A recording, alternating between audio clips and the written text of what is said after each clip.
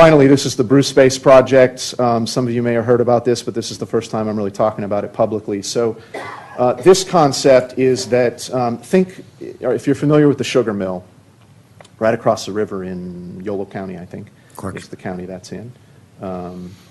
The sugar mill is a common, publicly accessible lifestyle environment that houses a number of wineries with tasting rooms as well as production facilities. So you can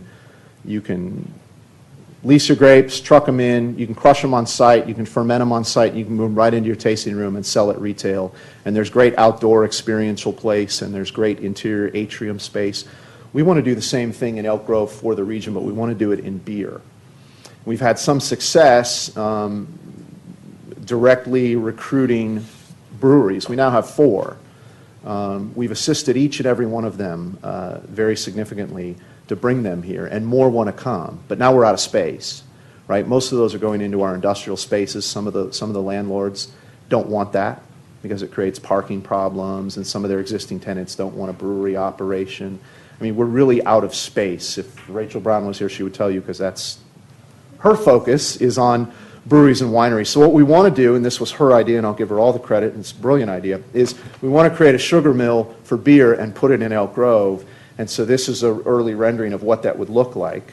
And it's pretty cool, I think. It's got kind of a pastoral, agrarian feel to it. I see a silo on the right. I think that's fabricated. Maybe we could call it the silo. We don't know yet.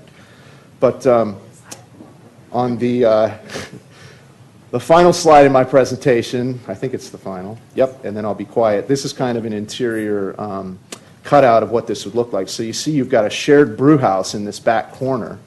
We don't have a site for this yet, but we're looking at some sites, and we're talking to a specific developer.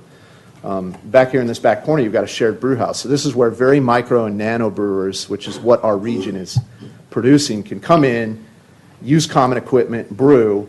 If you're a larger brewer and you need some specific space, you can brew in these areas. These are tap rooms for people who maybe don't brew on site. Maybe they're a brewery from down in San Diego, but they want to activate our market. So they don't have to come up here and brew. They can come up here and just pour.